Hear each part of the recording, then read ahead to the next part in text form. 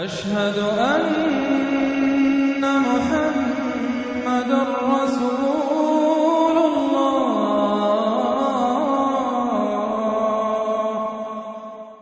اب یہ چوتھا گروپ شروع ہو رہا ہے اور اس میں 8 سورتیں جو ہیں وہ مکی آئیں گی، جن میں سے 4 الف لام میم سے شروع ہوں گی، سورہ عنکبوت اور سورہ روم، سورہ لقمان، سورہ سجدہ، اور 4 جو ہیں یہ مختلف، ایک تو بغیر کسی حروف مقطعات کی ہے، یہ سورۃ الفرقان یہ پہلی ہے، اور پھر 3 جو ہیں ان کے اندر مختلف جو ہیں آئیں گے حروف مقطعات۔ یہاں سے وہ گروپ اب شروع ہو رہے ہیں کہ جن کا مرکزی مضمون توحید ہے، اس لیے کہ اگرچہ ویسے یہ چوتھا گروپ شروع ہو رہا ہے، لیکن چونکہ مکی صورتوں کا تو یہ تیسرا ہی گروپ ہے۔ مکی پہلے گروپ کے اندر صرف سورہ فاتحہ ہے، وہ ویسے بھی مکی مدنی کی تقسیم سے بلند تر ہے، تو گویا کہ 2 جو پہلے گروپ آئے، جن میں سے پہلے میں صرف 2 مکی صورتیں تھیں، الانعام، الاعراف، دوسرے میں یہ 14 سورہ یونس سے لے کر مومنون تک، بلکہ ہاں مکی صورتیں۔ اب یہ تیسرا گروپ ہے سورۃ الفرقان سے لے کر اور سورہ سجدہ تک، یہ 8 صورتیں ہیں۔ اس کے بعد مدنی صورت آئے گی سورہ احزاب، اور سورہ احزاب مانوی اعتبار سے جوڑا ہے سورہ نور کا۔ بسم اللہ الرحمن الرحیم، تبارک الذی نزل الفرقان علی عبدہ لیکون للعالمین نذیرا۔ بڑی بابرکت ہے وہ ہستی جس نے کہ الفرقان نازل فرمایا اپنے بندے پر۔ یہ تیسری صورت ہے کہ جس کی مطلع میں پہلی آیت میں حضور کا جو تذکرہ ہے وہ عبد کی نسبت سے ہے۔ سورہ بنی اسرائیل، سبحان الذی اسری بعبدہ لیلا من المسجد الحرام الی المسجد الاقصی۔ سورہ کہف، الحمدللہ الذی انزل علی عبدہ الکتاب، اور یہاں پر اب یہ تیسری صورت ہے تبارک الذی نزل الفرقان علی عبدہ لیکون للعالمین نذیرا، تاکہ ہو جائیں تمام جہان والوں کے لیے خبردار۔ اس قرآن کے ذریعے سے محمد الرسول اللہ کی رسالت ہے جو تا قیام قیامت جاری رہے گی۔ جس کو بھی قرآن پہنچ گیا، حضور کا انذار پہنچ گیا، وہ آیت یاد کر لیجئے سورہ انعام میں آئی تھی، قل اوحی الی ھذا القرآن لانذرکم بہ ومن بلغ۔ جس کو بھی قرآن پہنچ جائے، اب آگے پہنچانا امت کا کام ہے۔ الذی لہ ملک السماوات والارض، وہ کہ جس کے لیے ہے بادشاہی آسمانوں اور زمین کی، ولم یتخذ ولدا، یہ بہت مشابہ ہے سورہ بنی اسرائیل کی آخری آیت سے، اس نے کسی کو اپنی اولاد نہیں بنایا، ولم یکن لہ شریک فی الملک، اور نہ ہی اس کا کوئی ساجی ہے حکومت میں، حکومت کے اختیارات میں، حاکمیت میں، وخلق کل شیء، اور اسی نے ہر شے کو پیدا کیا، وہ خالق ہے تنہا، باقی سب مخلوق ہیں، فقدرہ تقدیرا، اور ہر شے کی پھر اس نے ایک اندازہ مقرر کر دیا ہے، ہر شے کے لیے ایک اندازہ ہے۔ واتخذوا من دونہ آلہۃ، اور انہوں نے اختیار کر لیے ہیں اس کے سوا ایسے آلہہ، ایسے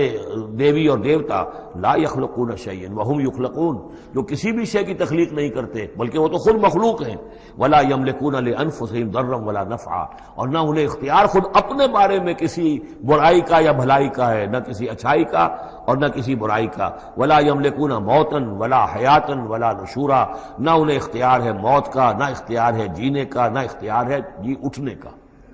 وقال الذین کفروا ان ھذا الا افک افتراہ، اور کہا ان کافروں نے، یا یہ کافر کہتے ہیں کہ یہ کچھ نہیں ہے، یہ قرآن جو ہے یہ گھڑ لیا ہے، اس کو اس محمد نے صلی اللہ علیہ وسلم، ان ھذا نہیں ہے یہ الا افک افتراہ ہو، بلکہ ایک افک ہے، گھڑی ہوئی شے ہے جس کو کہ گھڑ لیا ہے اس نے، وعانہ علیہ قوم آخرون، اور اس میں مدد کی ہے اس کی کچھ اور لوگوں نے۔ یعنی محمد کو یہ ساری معلومات تو نہیں ہو سکتی تھی، لیکن یہ کہ کچھ اور لوگ ہیں، کوئی نہ کوئی اس نے بنا رکھا ہے، کوئی پینل ہے کہ جو ان کو یہ ساری مدد دے رہا ہے اس تصنیف کے اندر، اس کتاب کی۔ قومن آخرون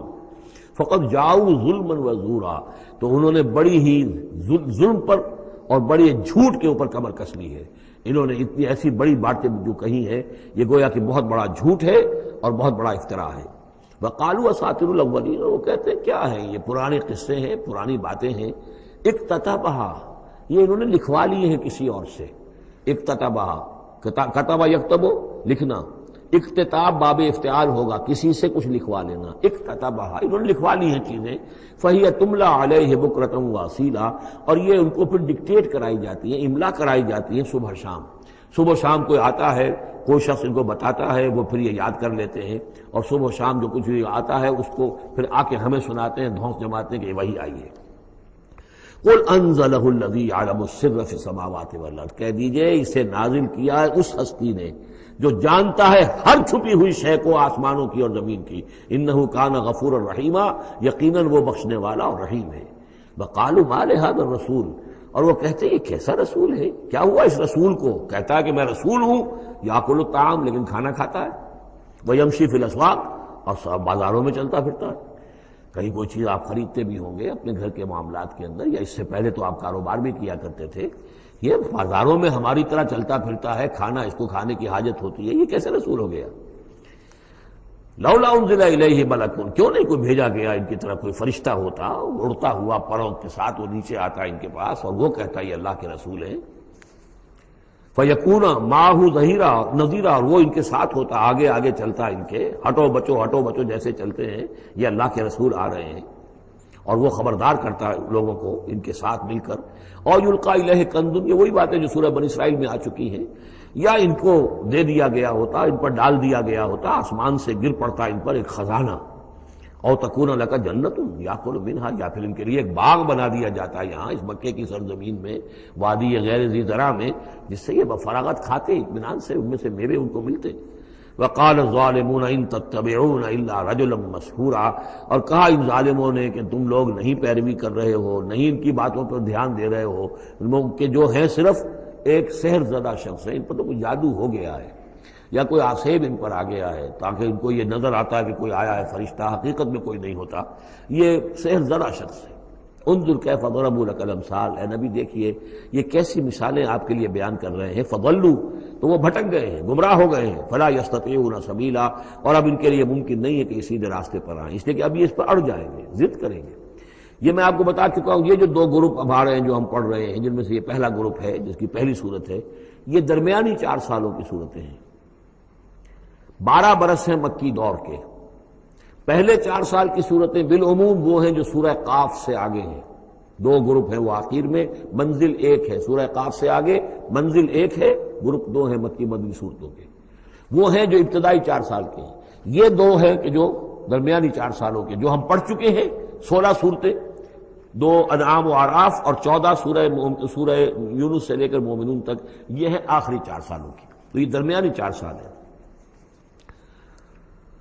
تبارک الذی ان شاء جعل لک خیرا من ذلک، بڑی بابرکت ہے وہ ہستی ہے نبی، اگر وہ چاہے تو جو چیزیں یہ کہہ رہے ہیں اس سے کہیں زیادہ بہتر چیزیں آپ کے لیے ابھی فراہم کر دی جائیں۔ یہ تو بڑا زور لگا کر کچھ چیزیں کہہ رہے ہیں، ہم ان سے کہیں زیادہ بہتر چیزیں آنے واحد میں آپ کے لیے پیدا کر سکتے ہیں۔ تبارک الذی ان شاء جعل لک خیرا من ذلک جنات تجری من تحتها الانہار، ایسے باغات، ایک باغ نہیں، باغات کے سلسلے پیدا کر دیں جن کے نیچے نہریں بہتی ہوں گی، ویجعل لک قصورا، اور آپ کے لیے ایک نہیں کئی قصر، کئی محل ہم تعبیر فرما دیں۔ لیکن یہ کہ بل کذبوا بالساعہ، اصل میں یہ انکاری ہے آخرت کے، یہ انکاری ہے قیامت کے، یہ انکاری ہے بعث بعد الموت کے۔ وَأَعْتَدْنَا لِمَنْ كَذَّبَ بِالسَّاعَةِ سَعِيرًا، اور جنہوں نے قیامت کا انکار کیا ہے، بعث بعد الموت کا انکار کیا، ان کے لیے ہم نے ایک جہنم کا، آگ کا عذاب تیار کر رکھا ہے۔ اذا رأتهم من مکان بعید، جب وہ جہنم دیکھے گی ان کو کہ یہ میرے شکار آ رہے ہیں، اب یہ آ رہے ہیں کہ جن کو میرے اندر جھونکا جائے گا، دور سے وہ دیکھے گی کہ آ رہے ہیں، سمعوا لها تغیظا وزفیرا، تو وہ سنیں گے اس کی آواز کہ جیسے بھوکا شیر ڈاڑ رہا ہو، جھجلائے گی اور چلائے گی کہ جلد از جلد انہیں میرے اندر جھونک دیا جائے۔ وَإِذَا أُلْقُوا مِنْهَا مَكَانًا ضَيِّقًا، اور جب وہ پھینک دیے جائیں گے اس میں ایک بڑے تنگ مکان میں، تنگ جگہ میں، مقرنین، اور وہ زنجیروں میں جکڑے ہوئے ہوں گے، دعوا هُنَالِكَ ثُبُورًا، اس وقت پھر وہ موت کی دعا کریں گے، ہائے موت آ جائے کسی طرح، ہم نسیہ منسیہ کر دیے جائیں، ہمارا یہ زندگی کا سلسلہ جو ہے شعور ختم ہو جائے۔ لَا تَدْعُوا الْيَوْمَ ثُبُورًا وَاحِدًا، تب کہا جائے گا اب آج ایک موت نہ مانگو، وَادْعُوا ثُبُورًا كَثِيرًا، بہت سی موتیں مانگو، اب موت آئے گی نہیں، مانگتے رہو موت، لیکن یہ ہے کہ اب تمہاری یہ زندگی جو ہے تاکہ تمہیں یہ جلن مسلسل رہے، یہ عذاب جو ہے اس کی تخفیف میں، اس کے اندر کوئی شدت میں تخفیف نہ ہو، لہذا موت آ کے تمہیں چھٹکارا نہیں دلائے گی۔ قل اذالک خیر ام جنت الخلد التی وعد المتقون، کہیے کہ کیا یہ انجام بہتر ہے یا وہ باغ، وہ جنت، رہنے کی جنت جو جس کا وعدہ کیا گیا ہے متقی بندوں سے، کانت لہم جزاء و مصیرا، اور وہ ان کے لیے ہوگی بدلہ اور ان کے لوٹ جانے کی جگہ۔ ما یشاؤون خالدین، ان لوگوں کے لیے وہاں ہر وہ شے ہوگی جو وہ چاہیں گے اور اس میں رہیں گے ہمیشہ ہمیشہ۔ کان علی ربک وعدا مسئولا، اور یہ تو وعدہ ہے تیرے رب کا جس کے لیے وہ ذمہ دار ہے۔ اب یاد کیجئے وہ دعا جو سورہ آل عمران کے آخر میں آئی تھی، ربنا وآتنا ما وعدتنا علی رسلک ولا تخزنا یوم القیامہ، پروردگار جو تو نے وعدے اپنے رسولوں کے ذریعے سے ہم سے کیے تھے ان کو پورا فرما۔ اللہ تعالیٰ اپنے وعدوں سے پھرے گا نہیں، اللہ تعالیٰ ان وعدوں کو پورا کرے گا، اور وہ اس کو سمجھتا ہے کہ یہ میری ذمہ داری ہے کہ میں اپنے وعدے پورے کروں۔ وَيَوْمَ يَحْشُرُهُمْ، اور جس دن کہ وہ ان سب کو جمع کرے گا، وَمَا يَعْبُدُونَ مِن دُونِ اللَّهِ، اور جن کو یہ پوجتے تھے اللہ کے سوا، فَيَقُولُ أَأَنْتُمْ أَضْلَلْتُمْ عِبَادِي هَؤُلَاءِ، وہ جمع کر لیں گے ان فرشتوں کو بھی جن کو نام کے اوپر بت بنا لیے گئے، یا اولیاء اللہ کی ارواح آ جائیں گی، یا انبیاء ہوں گے، حضرت عیسیٰ ہوں گے، یا اور بھی جس کے ساتھ یہ گستاخی اور ظلم کیا گیا ہو، اللہ ان سب کو جمع کرے گا اور پوچھے گا أَأَنْتُمْ أَضْلَلْتُمْ عِبَادِي هَؤُلَاءِ، کیا آپ لوگوں نے میرے ان بندوں کو گمراہ کیا تھا؟ اب ہم ضلوا السبیل، یا وہ خود ہی گمراہ ہو گئے تھے، سیدھے راستے سے بھٹک گئے تھے۔ قالوا سبحانک ما کان ینبغی لنا ان نتخذ من دونک من اولیاء، وہ کہیں گے تو پاک ہے اس سے، اور یہ تو ہمارے لیے تو یہ سرے سے ممکن ہی نہیں، ہمارے لیے یہ کسی طرح روا ہی نہیں تھا کہ ہم تیرے سوا کسی کو اپنے ولی بنا لیں، ہم نے ان لوگوں کو ولی قرار نہیں بنایا۔ ولیکن متعتہم وآباءہم، یعنی یہ کہ جیسے ولایت باہمی ہے، اللہ اہل ایمان کا ولی اور مومن اللہ کے ولی، اللہ ولی الذین آمنوا یخرجہم من الظلمات الی النور، اور اللہ الا ان اولیاء اللہ لا خوف علیہم ولا هم یحزنون، تو یہی رشتہ ہونا چاہیے تھا ان معبودوں کے ساتھ اگر وہ برحق ہوتے، کہ وہ اس کے ولی ہوتے اور وہ ان کے ولی ہوتے، لیکن فرمایا کہ یہ ہو ہی نہیں سکتا کہ ہم ان سے کوئی رشتہ استوار کرتے۔ ما کان لنا ما کان ينبغي لنا ان نتخذ من دونك من اولیاء ولكن متعتهم وآباءهم، لیکن اے اللہ آپ نے ان کو سامان دیا، ساز و سامان انہیں اور ان کے آباء و اجداد کو، اور ان کو فراوانی دی، دولت دی، حیثیت دی، ذکر، یہاں تک کہ وہ ذکر کو بھول گئے، یاد دہانی کو بھول گئے، ہدایت کو بھول گئے جو ان کو دی گئی تھی۔ وَكَانُوا قَوْمًا بُورًا، اور یقیناً یہ بڑے تباہ ہونے والے لوگ تھے۔ فَقَدْ كَذَّبُوكُمْ، اب اللہ کہے گا ان لوگوں سے دیکھو بھائی انہوں تو تمہیں جھٹلا دیا، بما تقولون، جو تم کہہ رہے ہو کر دی۔ فلا تستطيعون صرفا ولا نصرا، تو اب نہ تم لوٹا سکتے ہو اس بات کو اور نہ ہی کوئی مدد ہو سکتی ہے۔ ومن یظلم منکم نذقه عذابا کبیرا، اور جو کوئی بھی تم میں سے گناہگار ہے اب تو اسے بہت بڑا عذاب مل کر رہے گا۔ وما ارسلنا قبلک من المرسلین الا انہم لا یاکلون الطعام، اور اے نبی آپ کو یہ اعتراض کر رہے ہیں کہ یہ کیسے نبی ہے کھانا کھاتے ہیں، ہم نے نہیں بھیجا آپ سے پہلے مرسلین کو، رسولوں کو، الا انہم لا یاکلون الطعام، مگر یہ وہ بھی بازاروں میں چلتے پھرتے تھے۔ وَجَعَلْنَا بَعْضَكَ لِبَعْضٍ فتنة، لوگوں کو بعض کے لیے فتنہ بنا دیا ہے، آزما رہے ہیں۔ اتصبرون، تو اے مسلمانوں اب تم ثابت قدم رہو، صبر کرو۔ وَكَانَ رَبُّكَ بَصِيرًا، اور یقیناً آپ کا پروردگار دیکھ رہا ہے۔ وَقَالَ الَّذِينَ لَا يَرْجُونَ لِقَاءَنَا لَوْلَا أُنزِلَ عَلَيْنَا الْمَلَائِكَةُ أَوْ نَرَىٰ رَبَّنَا لقد استكبروا في انفسهم وعتوا عتوا كبيرا۔ صدق اللہ العظیم۔ سورہ فرقان میں پھر وہی مضمون آ گیا ہے کہ مشرکین مکہ کی طرف سے وہ ایک ہی مطالبہ تھا کہ جو دہرا کر بار بار سامنے آ رہا تھا کہ کوئی حصی معجزہ دکھایا جائے، کوئی ایسی چیز جس سے کہ بالکل واشگاف ہو جائے، واقعتاً ہم پر عیاں ہو جائے کھل کر کہ واقعی آپ اللہ کے رسول ہیں۔ وقال الذین لا یرجون لقاءنا، اور کہا ان لوگوں نے، یا کہتے ہیں وہ لوگ جو ہماری ملاقات کے امیدوار نہیں ہیں، اسی لیے ان میں سرکشی ہے، لاؤبالیانہ پن ہے۔ لولا انزل علینا الملائکہ، کیوں نہیں ہم پہ فرشتے اتر آتے؟ اگر اللہ کو بھیجنا ہی ہے کوئی پیغام ہمیں تو فرشتوں کے ذریعے سے بھیجے۔ او نرا ربنا، یا ہم اپنے رب کو خود دیکھیں، رب خود سامنے آئے۔ لقد استکبروا فی انفسہم، انہوں نے بہت تکبر کیا ہے اپنے آپ میں، اپنا جو مقام انہوں نے سمجھا ہے کہ فرشتے ان سے کلام کریں اور اللہ ان سے ہم کلام ہو، تو در حقیقت یہ ان کے تکبر کی بنیاد پر ہے۔ وَعَتَوْا عُتُوًّا كَبِيرًا، انہوں نے سرکشی کی ہے بہت بڑی۔ یوم یرون الملائکۃ، جس دن کے یہ دیکھیں گے فرشتوں کو، لا بشرا یومئذ للمجرمین، پھر اس دن مجرموں کے لیے کوئی بشارت نہیں ہوگی۔ یعنی کہ قیامت کا دن ہوگا، فرشتے آئیں گے، سب چیز عیاں ہوگی، اللہ تعالیٰ بھی نزول جلال فرمائیں گے، سارے غیب کے پردے اٹھ جائیں گے، تو پھر بشارت تو کوئی نہیں ہے مجرمین کے لیے، موقع کوئی نہیں، کوئی توبہ کا موقع نہیں۔ وَيَقُولُونَ حِجْرًا مَحْجُورًا، اور وہ کہیں گے کہ کوئی روک ہو، کسی طرح ہمیں بچایا جائے، کوئی روک ٹوک ہو جائے اس ساعت کو روکنے کے لیے۔ وَقَدِمْنَا إِلَىٰ مَا عَمِلُوا مِنْ عَمَلٍ، یہ تیسری مرتبہ وہ مضمون آ رہا ہے کہ بغیر حقیقی ایمان کے اگر نیکیاں دنیا میں کی جاتی ہیں اپنے ضمیر کو کچھ مطمئن کرنے کے لیے، اپنے دلوں کو دلاسا دینے کے لیے، تو ان کی کوئی حیثیت اللہ کے ہاں نہیں ہے۔ یہ سورہ ابراہیم میں بھی آ چکا ہے، اور پھر سورہ نور کے اندر ہم پڑھ چکے ہیں کہ سراب کی حیثیت رکھتی ہیں یہ نیکیاں ان کی، جیسے کہ پیاسا جو ہے وہ سمجھتا ہے کہ پانی ہے، یحسبہ الظمآن ماء حتی اذا جاءہ لم یجدہ شیئا ووجد اللہ عندہ ووفاہ حسابا، بس اللہ سریع الحساب۔ اور یہاں تیسری مرتبہ آ رہا ہے وَقَدِمْنَا إِلَىٰ مَا عَمِلُوا، ہم آگے بڑھیں گے ان کے اعمال کی طرف، ڈھیر لگے ہوں گے، ان کی نیکیاں ہیں، ان کی یہ خیرات ہے، یہ فاؤنڈیشن بنائی تھی، یہ یتیم خانہ کھولا تھا، یہ ہسپتال تھا، یہ تھا وہ تھا، یہ جو حاجی تھے ان کی خدمات تھیں۔ قدمنا الی ما عملوا، اور نقشہ ایسا کھینچا گیا ہے جیسے کہ کوئی آئے اور آگے آگے ٹھوکر مارے، جیسے کہ فٹ بال کو کک ماری جاتی ہے۔ وقدمنا الی ما عملوا من عمل، ان کے وہ بڑے بڑے عمل جس پر انہیں بڑا غرہ ہوگا، بہت سہارا ہوگا کہ ہم بہت کچھ لے کر جا رہے ہیں، ہم اس کی طرف آگے بڑھیں گے۔ فجعلناہ ھباء منثورا،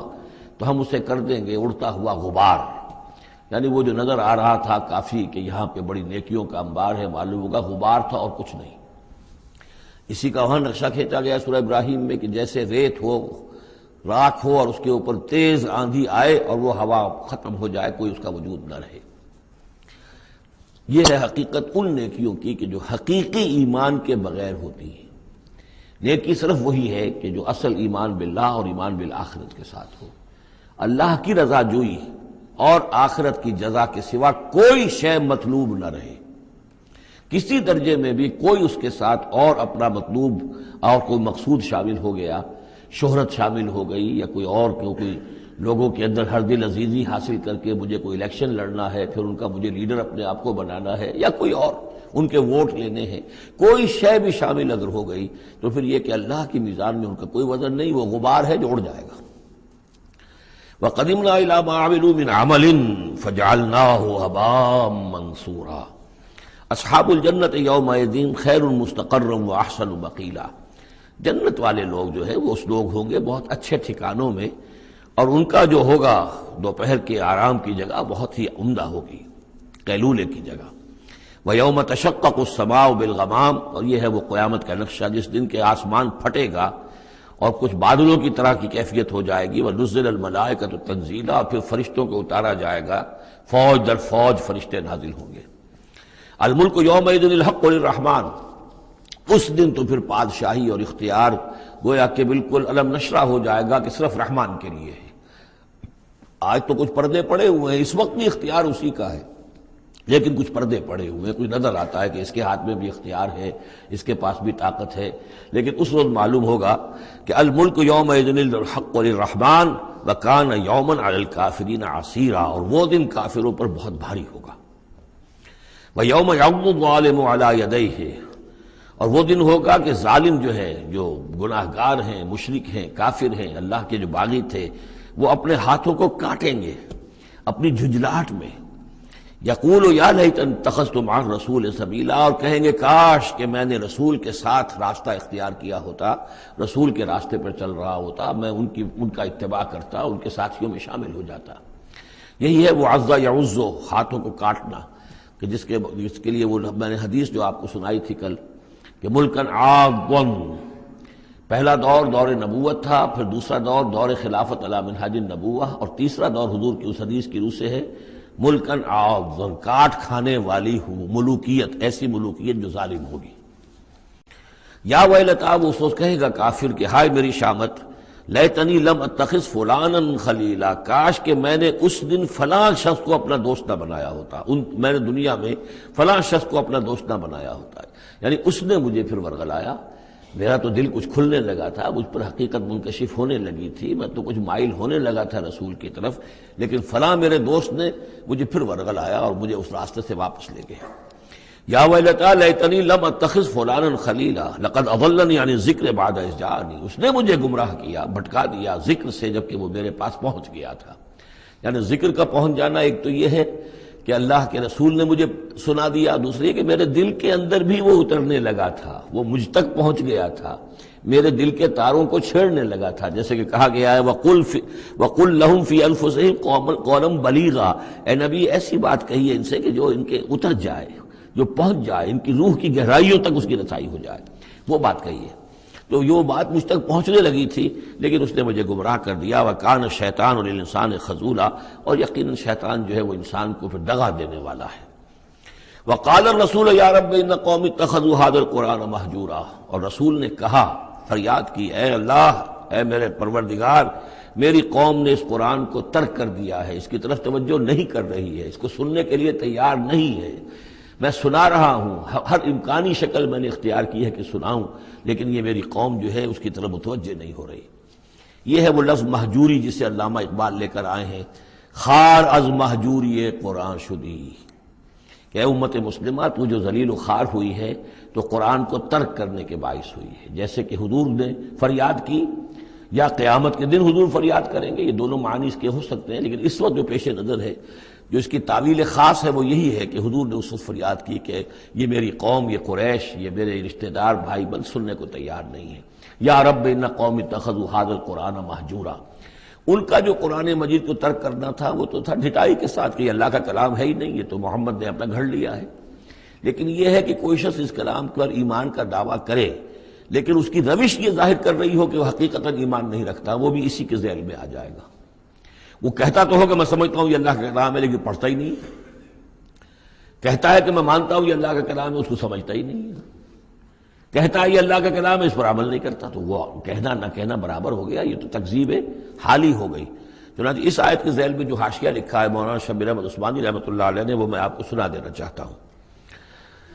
آیت میں اگرچہ مذکور صرف کافروں کا ہے، تاہم قرآن کی تصدیق نہ کرنا، اس میں تدبر نہ کرنا، اس پر عمل نہ کرنا،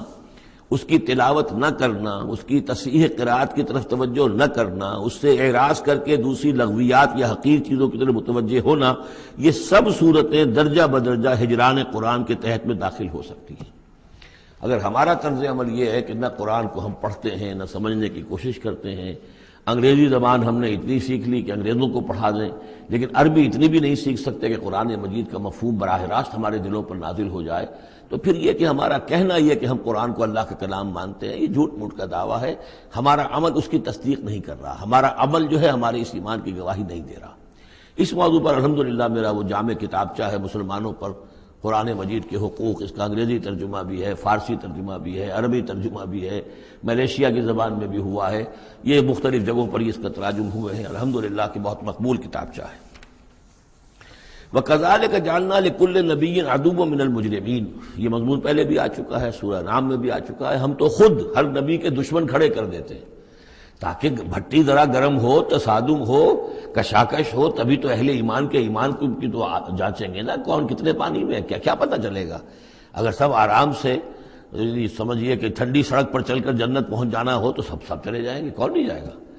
وہ تو پتہ چلتا ہے، جیسے کہ آیا حفت الجنت بالمکارہ، جنت کو تو اللہ تعالیٰ نے گھیر دیا ہے ان چیزوں سے جو انسان کو بہت ناپسند ہیں، تکلیفیں آتی ہیں، مصیبتیں آتی ہیں، وَلَنَبْلُوَنَّكُمْ بِشَيْءٍ مِّنَ الْخَوْفِ وَالْجُوعِ وَنَقْصٍ مِّنَ الْأَمْوَالِ وَالْأَنفُسِ وَالثَّمَرَاتِ، تو جنت والے تو سے ممیز ہوتے ہیں کہ واقعتاً یہ جنت کی قیمت ادا کرنے کو تیار ہیں۔ ان اللہ اشترى من المؤمنین انفسهم واموالهم بان لهم الجنہ، جنہ خریدنا چاہتے ہو تو تمہیں اپنے جان اور مال سب دینا ہوگا۔ کذالک جعلنا لکل نبی عدوا من المجرمین، اسی طرح ہم نے ہر نبی کے لیے مجرموں میں سے دشمن کھڑے کر دیے۔ وکفی بربک ہادیا ونصیرا، اور کافی ہے تیرا رب ہدایت دینے کے لیے، جو بھی ہدایت کا طالب ہوگا اللہ ہدایت دے گا اور اس کی مدد بھی کرے گا۔ وقال الذین کفروا لولا نزل علیہ القرآن جملۃ واحدہ، یہ ایک اور اعتراض تھا ان کی طرف سے، وہ لوگوں نے کہا یہ کہ کیوں نہیں اتر گیا ان پر قرآن پورا کا پورا ایک ہی مرتبہ. یعنی اس میں اصل میں جو امپلائڈ ہے ان کا اعتراض وہ یہ تھا کہ جیسے تورات تھی وہ تو حضرت موسیٰ کو ایک دم ساری دے دی گئی لکھی ہوئی تختیوں کے اوپر. یہ جو حضور کہہ رہے ہیں صلی اللہ علیہ وسلم کہ مجھ پر یہ تھوڑا تھوڑا قرآن نازل ہو رہا ہے، تو اس میں مشابہت پیدا ہو گئی ظاہری طور پر کہ جیسے کوئی شاعر ہوتا ہے تو سارا دیوان ایک دن میں تو نہیں وہ ڈال سکتا، وہ تو تھوڑا تھوڑا ایک غزل کہے گا، قصیدہ کہے گا، پھر کچھ کوشش کرے گا، پھر کوئی اچھی کوئی اور نظم لائے گا، پھر وہ جمع ہو کر دیوان بنے گا. تو اس اعتبار سے ان کا یہ اعتراض تھا کہ کیوں نہیں قرآن پورا کا پورا ان پر نازل ہو جاتا. کذالک لنثبت بہ فؤادک، یہ ہم نے اس لیے کیا ہے محمد صلی اللہ علیہ وسلم کہ اس کے ذریعے سے آپ کا جی، آپ کا دل اس پر ٹھک جائے. ورتلناہ ترتیلا، یعنی یہ کہ حالات کی مناسبت کے ساتھ ساتھ یہ نازل ہو رہا ہے، اور یہ کہ صرف حضور کا نہیں بلکہ اہل ایمان پوری جماعت، اس لیے کہ بر وقت جب رہنمائی آتی تھی اور بر وقت جو حالات تھے اس وقت ان کے حوالے سے گفتگو ہوتی تھی تو انہیں تسکین حاصل ہوتی تھی، انہیں یہ حوصلہ ملتا تھا کہ آج جو کچھ ہمارے ساتھ ہو رہا ہے یہی نوح کے ساتھ، ہود کے ساتھ، صالح کے ساتھ ہو چکا ہے، اور بالآخر جو ہے اللہ تعالیٰ نے ان سب کو کامیاب کیا اور انہیں بچا لیا، اور باقی ان کے دشمن جو ہیں وہ ملیا بیٹ ہو گئے. تو اس سے ان کے دلوں کو سہارا ملتا ہے. وَلَا يَأْتُونَكَ بِمَثَلٍ إِلَّا جِئْنَاكَ بِالْحَقِّ، اور یہ کوئی بھی اعتراض آپ پر نہیں کریں گے، کوئی بھی مسئلہ آپ کے سامنے پیش نہیں کریں گے مگر یہ کہ ہم اس کے جواب میں حق لے آئیں گے آپ کے پاس، ان کو پورا جواب مل جائے گا. وَأَحْسَنَ تَفْسِيرًا، اور بہترین تشریح ہم کھول کر دیں گے. الَّذِينَ يُحْشَرُونَ عَلَى وُجُوهِهِمْ إِلَى جَهَنَّمَ، وہ لوگ کہ جو اپنے منہ کے بل، اوندھے منہ جمع کیے جائیں گے جہنم کی طرف. اولئک شر مکانا واضل سبیلا، یہ لوگ ہوں گے کہ جو بہت ہی برے ہوں گے اپنے مقام اور مرتبے کے اعتبار سے، اور بہت ہی بھٹکے ہوئے ہوں گے سوا سبیل سے، سیدھے راستے سے. وَلَقَدْ آتَيْنَا مُوسَى الْكِتَابَ وَجَعَلْنَا مَعَهُ أَخَاهُ هَارُونَ وَزِيرًا، اور ہم نے موسیٰ کی کتاب دی تھی اور اس کے ساتھ ہم نے اس کے بھائی ہارون کو اس کا وزیر بنا دیا تھا، اس کا کام میں تعاون کرنے والا، اس کی ذمہ داریوں میں اس کا ہاتھ بٹانے والا، اس کے بوجھ اٹھانے میں اس کی مدد کرنے والا. فَقُلْنَا اذْهَبَا إِلَى الْقَوْمِ الَّذِينَ كَذَّبُوا بِآيَاتِنَا، تو ہم نے کہا کہ تم دونوں جاؤ اس قوم کی طرف جنہوں نے ہماری آیات کو جھٹلایا ہے. فَدَمَّرْنَاهُمْ تَدْمِيرًا، تو پھر ہم نے ان کو ہلاک کر دیا، برباد کر دیا، اکھاڑ کر پھینک دیا. یعنی یہی جو معاملہ ہوا آل فرعون کا کہ وہ غرق کر دیے گئے. وَقَوْمَ نُوحٍ لَمَّا كَذَّبُوا الرُّسُلَ، اسی طریقے سے قوم نوح کو بھی جب کہ انہوں نے رسولوں کی تکذیب کی، اغرقناہم، انہیں بھی ہم نے غرق کر دیا. وجعلناہم للناس آیہ، اور انہیں ہم نے تمام نوع انسانی کے لیے ایک نشانی بنا دیا. واعتدنا للظالمین عذابا علیما، اور ہم نے ظالموں کے لیے یہ دنیا کا جو عذاب استیصال تھا وہ تو نقد یہاں مل چکا ہے، اصل تو عذاب علیم آخرت کا ہے جو ان کے لیے تیار کر دیا گیا ہے. وعادا وثمود واصحاب الرس وقرونا بین ذلک، اور یہی معاملہ ہوا قوم عاد کا، قوم سمود کا اور کنویں والوں کا. اس کے بارے میں کوئی زیادہ صراحت کے ساتھ کوئی ایک رائے نہیں ہے کہ یہ بھی کوئی ایک قوم تھی جس کے پاس رسول بھیجے گئے، ان کے رسول کا کیا نام تھا، وہ قوم کب اور کہاں تھی، اس کے بارے میں کوئی اتفاق رائے نہیں ہے. وقرونا، لیکن یہ کہ معلوم ہوتا ہے کہ انہوں نے اپنے رسول کو کسی کنویں کے اندر بند کر دیا تھا، تو وہ رس کہتے ہیں کنویں والے. وقرونا بین ذلک، اور پھر یہ کہ ان کے مابین اور بہت سی بھی قومیں اور نسلیں اٹھی. وکلا ضربنا لہ الامثال، اور ہم نے ان سب کے لیے اپنے اپنے وقت پر ہم نے دلیلیں دی، حقائق واضح کر دیے، تمثیلیں بیان کی. وکلا تبرنا تتبیرا، لیکن بالآخر ان کے انکار کی پاداش میں ان سب کو ہم نے غارت کر دیا. وَلَقَدْ أَتَوْا عَلَى الْقَرْيَةِ الَّتِي أُمْطِرَتْ مَطَرَ السَّوْءِ، اور یہ لوگ آتے جاتے ہیں اس بستی پر کہ جس پر بڑی بری بارش ہوئی تھی، یعنی یہی سدوم اور عمورہ کی بستیاں. افلم یکونوا یرونہا، تو کیا یہ اس کو دیکھتے نہیں ہیں؟ یہ جب جاتے ہیں قافلہ لے کر اپنے اس کے قریب سے گزرتے ہیں، وہاں کے وہ کھنڈرات ہیں وہ ان کی نگاہوں کے سامنے آتے ہیں، تو کیا یہ اس کو دیکھتے نہیں ہیں؟ بل کانوا لا یرجون نشورا، لیکن یہ کہ ان کو جی اٹھنے کی اور بعد سے بعد الموت کی امید نہیں ہے، چونکہ وہ خیال نہیں ہے، لہذا ان آیات کو، ان حقائق کو یہ دیکھتے ہیں، گزر جاتے ہیں اندھوں کی طریقے سے، اس سے سبق نہیں سیکھتے. وَإِذَا رَأَوْكَ إِن يَتَّخِذُونَكَ إِلَّا هُزُوًا، اور اے نبی جب یہ آپ کو دیکھتے ہیں تو بس یہ پھر آپ کا مذاق اڑانا شروع کر دیتے ہیں. یہ بھی ایک طریقہ ہوتا ہے، آپ سیریس ہو ہی نہ، سیریس ہوں گے تو کسی کی بات سن کر کچھ سمجھنا پڑے گا، غور کرنا پڑے گا، جواب دینا ہوگا اس کو چٹکیوں میں اڑائیے، ہنسی مذاق میں اڑا دیجیے. وَإِذَا رَأَوْكَ إِن يَتَّخِذُونَكَ إِلَّا هُزُوًا، اور جب یہ آپ کو دیکھتے ہیں تو یہ بس یہی روش اختیار کرتے ہیں آپ کے ساتھ کہ آپ کا مذاق اڑاتے ہیں. اَهَٰذَا الَّذِي بَعَثَ اللَّهُ رَسُولًا، یہ ہے وہ جنہیں اللہ نے بھیجا رسول بنا کر. یعنی بڑے بظاہر جو استحقار کا انداز ہو، اچھا یہ ہے وہ جو سمجھتے ہیں کہ ان کو رسول بنایا گیا، اللہ نے رسول بنا کر بھیجا ہے۔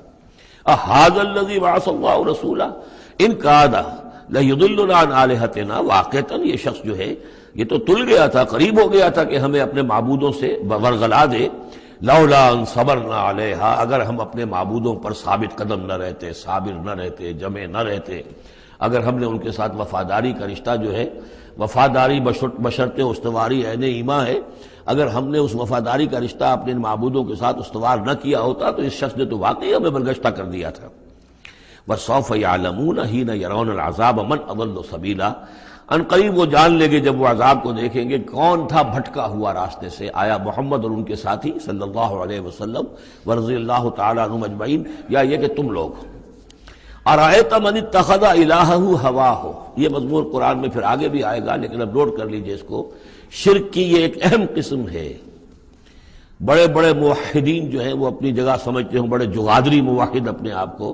وہ بھی ذرا غور کریں کہ شرک ایک یہ بھی ہے، شرک صرف قبر پرستی نہیں ہے، صرف یا رسول اللہ کہنا یا علی کہنا وہ بھی شرک ہے، لیکن صرف یہی شرک نہیں ہے، شرک یہ بھی ہے ارأیت من اتخذ الہہ ہواہ، کیا تم نے دیکھا اس شخص کو جس نے اپنی خواہش نفس کو اپنا خدا بنا لیا ہے؟ نفس کہتا ہے مجھے یہ چاہیے، آپ کا دماغ بتا دیتا ہے دیکھو یہ حرام ہے، لیکن آپ نفس کا حکم مانگتے ہیں، اللہ کے حکم کو پیچھے ڈال دیتے ہیں۔ کون معبود ہوا آپ کا؟ اللہ معبود ہے یا نفس معبود ہے؟ نفس چاہیے مجھے تو دولت چاہیے، میں نہیں جانتا حلال سے حرام سے، کیا یہ حلال حرام لگا رکھی، یہ مولویوں کے ڈھکوسلے، ٹھیک ہے ہوگا کوئی سود وغیرہ کوئی کبھی ہوتا ہوگا، آج تو چل ہی نہیں سکتا کاروبار سود کے بغیر۔ نفس کہتا ہے مجھے تو کرنا ہے، آپ نے اللہ کے حکم کو پیچھے ڈالا، نفس کا حکم مانا۔ کون معبود ہوا آپ کا؟ معبود تو وہی ہے جو مطاع ہو۔ آپ نے دیکھا کہ انہوں نے کہا تھا فرعون نے، جو ہماری قوم جو جس کی قوم ہماری عابدین ہے، عابدون ہے، جو ہماری اطاعت کرتی ہے، غلام ہے۔ عبد وہ ہوتا ہے جو آقا کا حکم مانتا ہے، غلامی کرتا ہے، حکم مانتا ہے، فرما برداری کرتا ہے۔ تو تم نے نفس کی فرما برداری کی تو تمہارا نفس جو ہے وہ تمہارا معبود ہے۔ چاہے تم چلے کاٹتے رہو، لا الہ الا اللہ کے جو ہے وظیفے کرتے رہو لمبی لمبی، لیکن اگر نفس پرستی کر رہے ہو، اگر نفس کی خواہشات پر عمل کرتے ہو اور اس میں حرام کو بھی تم اختیار کر لیتے ہو جس کو اللہ نے حرام کیا ہے، تو نفس تمہارا معبود ہے۔ کہہ رہے ہیں لا الہ الا اللہ، لا الہ الا اللہ، اور ہے ان کا معبود وہ خود ان کا نفس ہے۔ ارأیت من اتخذ الہہ ہواہ، کیا دیکھا تم نے اس شخص کو جس نے اپنے خواہش نفس کو اپنا الہ بنا لیا ہے، معبود بنا لیا ہے۔ افانت تکون علیہ وکیلا، تو کیا ہے نبی آپ ایسے شخص کی ذمہ داری لیں گے؟ ام تحسب ان اکثرهم یسمعون او یعقلون، کیا آپ کا خیال ہے نبی کہ یہ جو اکثریت آپ کے پاس آ کر کبھی جمگھٹا کر کے جمع ہو جاتی ہے تو کیا ان کی اکثریت سنتی ہے یا عقل سے کام لیتی؟ یہ سنتے سناتے نہیں ہیں، یہ صرف اپنے عوام کو دھوکہ دینے کے لیے آتے ہیں کہ ہم تو گئے تھے جی سننے کے لیے، ہمیں کوئی بات ملی نہیں۔ آخر کوئی بات ہوتی تو مانتے نا، بات کوئی تھی نہیں۔ اتحسب ان اکثرهم یسمعون او یعقلون انہم الا کالانعام، نہیں ہے یہ مگر صرف چوپایوں کے مانند، بل ہم اضل سبیلا، بلکہ ان سے بھی گئے گزرے ہیں۔ چوپایوں کو تو اللہ نے وہ چیزیں دی نہیں تھی جو ان کو دی ہے، وہ عقل دی نہیں تھی جو ان کو دی ہے، لیکن یہ کہ یہ ان سے بھی گئے گزرے ہیں۔ الم تر الی ربک کیف مد الظل، کیا تم نے دیکھا نہیں اپنے رب کی طرف کہ کیسے اس نے تاریکی کو پھیلا دیا؟ جب رات ہوتی ہے تو گویا کہ پورے اس پہ زمین کے اوپر تاریکی کی چادر جو ہے اوڑھ دی، جیسے کالی چادر ڈال دی گئی ہو۔ کیف مد الظل، رات کی تاریکی کی چادر اللہ اڑا دیتا ہے۔ وَلَوْ شَاءَ لَجَعَلَهُ سَاكِنًا، اگر اللہ چاہتا تو پھر اسی رات کو مستقل کر دیتا، یہ رات کھڑی رہتی ہے، کبھی دن نہ آتا۔ یہ اس سے پہلے سورہ قصص میں آیت آ چکی ہے، قصص میں آئے گی قُلْ أَرَأَيْتُمْ إِنْ جَعَلَ اللَّهُ عَلَيْكُمُ اللَّيْلَ سَرْمَدًا إِلَىٰ يَوْمِ الْقِيَامَةِ مَنْ إِلَٰهٌ غَيْرُ اللَّهِ يَأْتِيكُمْ بِضِيَاءٍ۔ ویسے اس سے پہلے یہ مضمون آ چکا ہے کہ اللہ تعالیٰ جو ہے اگر مستقل طور پر دن کر دے تو کون رات لائے گا، اور مستقل طور پر رات کر دے تو کون دن لائے گا؟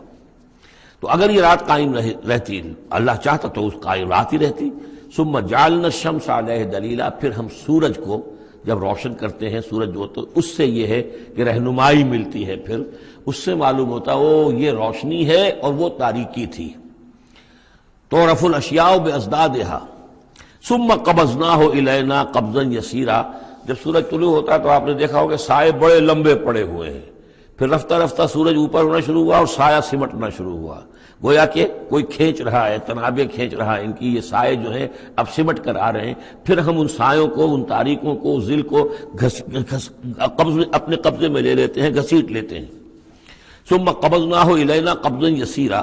وہو الذی جعل لکم اللیل لباسا، اور وہی ہے اللہ جس نے کہ تمہارے لیے رات کو بنا دیا ہے اوڑھنا، والنوم سباتا، اور رات کو بنا دیا ہے آرام اور استراحت، وجعل النہار نشورا، اور دن کو بنا دیا ہے نکل کر پھیلنے کی اور دنیا میں اور جو کام کرنے ہیں اس کے لیے مناسب ماحول بنا دیا۔ وَهُوَ الَّذِي أَرْسَلَ الرِّيَاحَ بُشْرًا بَيْنَ يَدَيْ رَحْمَتِهِ، اور وہی ہے کہ جو بھیجتا ہے ہوائیں بشارت دیتی ہوئی اس کی رحمت کے آگے آگے، رحمت باران رحمت کے آنے سے پہلے پہلے آگے آگے اس سے ٹھنڈی ہواؤں کے جھونکے آتے ہیں۔ وَأَنزَلْنَا مِنَ السَّمَاءِ مَاءً طَهُورًا، اور ہم نے اتارا آسمان سے پانی جو کہ بڑا پاک ہے اور پاکی حاصل کرنے کا ذریعہ ہے۔ جب پانی برستا ہے تو سب سے پہلے تو فضا کو پاک کرتا ہے، صاف کرتا ہے، اس کے جتنے بھی وہ اس میں گرد و غبار ہے، جو پولیوشن ہے، اس سب کو بارش جو ہے اس کو صاف کرتی ہوئی نیچے لے آتی ہے، اور پھر اس کو لے جا کر سمندر کے اندر ڈال کر، اور پھر ڈسٹیلیشن وہاں سے شروع ہوتا ہے، اور وہ سارا گند وغیرہ جو ہے وہ سمندروں کے اندر رہ جاتا ہے، اور پھر بالکل صاف بخارات جو ہیں، بالکل صاف پانی جو ہے وہ اوپر جاتا ہے۔ تو یہ سائیکل ہے جو چل رہا ہے، اور یہ پانی ہی پھر اللہ تعالیٰ نے دنیا میں طہارت کے لیے ذریعہ بنا دیا ہے، صفائی کے لیے، پاکی کے لیے، ماءً طہورا لِنُحْيِيَ بِهِ بَلْدَةً مَيْتًا، تاکہ ہم زندہ کریں اس کے ذریعے سے ایک مردہ آبادی کو، مردہ علاقے کو، مردہ زمین کو۔ وَنُسْقِيَهُ مِمَّا خَلَقْنَا أَنْعَامًا وَأَنَاسِيَّ كَثِيرًا، اور پھر ہم وہ پانی پلاتے ہیں اپنی مخلوقات میں سے جو بہت سے چوپائے ہیں اور بہت سے انسان ہیں۔ تو یہ پانی کا جو سائیکل چل رہا ہے، اس سے ایک طرف صفائی ہوتی ہے، فضا کی صفائی، زمین کی صفائی،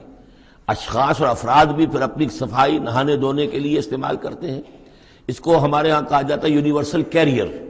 پانی کہیں کنزیوم نہیں ہوتا باڈی کے اندر، یہ جسم کے اندر یہ وہاں بھی ایک سرکولیشن کا ذریعہ بنا ہوا ہے، خون کو سرکولیٹ کرنے کا، اور اسی کے ذریعے سے جو بھی وہ چیزیں ہیں کہ جو میٹابولزم کے جو نتائج ہیں کہ جن کو نکالنا جسم سے ہوتا ہے، وہ کہیں گردے کے ذریعے سے، کہیں وہ پھیپھڑوں کے ذریعے سے وہ چیزیں نکلتی ہیں۔ تو در حقیقت یہ پانی کا کام صفائی ہے، ہمارے جسم کے اندر بھی یہ صفائی کا کام کرتا ہے۔ وَلَقَدْ صَرَّفْنَا بَيْنَهُمْ لِيَذَّكَّرُوا، اور اس کو ہم نے گردش میں رکھا ہوا ہے لوگوں کے مابین، یہ پانی گردش، یہ جو میں نے عرض کیا تھا اس سے پہلے بھی، واٹر سائیکل جو ہے کہ یہ پہاڑوں کے اوپر جا کر جو ہے یہ اوور ہیڈ ٹینکس بن جاتے ہیں، یہ گلیشیئرز ہیں بڑے بڑے، کروڑ ارب ٹن جو ہے اس وہاں پر وہ برف پڑی ہوئی ہے، وہ پانی ہے۔ اب یہ کہ اگر آپ کو سٹور کہیں کرنا پڑتا ہے اتنا پانی، تو کس طرح کے سٹور بناتے اور کیسے ٹینک بناتے، لیکن وہ پانی وہاں پہ رکھا ہوا ہے، اوور ہیڈ ٹینکس ہیں، کتنی اونچائی پر ہے۔ اب کوہ ہمالیہ کے اوپر جو ہے تو گویا کہ ہماری اس سطح سے 6 میل اوپر ہے وہ، اب وہاں پر وہ پانی ہے پڑا ہوا ہے، اب وہ اپنی اسی کشش ثقل جو ہے زمین کی، اس کے تحت وہ پھر پانی پگھل رہا ہے، نیچے آ رہا ہے، آتا ہوا وہ سمندر میں پہنچ جاتا ہے، پھر وہاں سے اس کی وہ ویپرز بن کر اوپر جاتے ہیں۔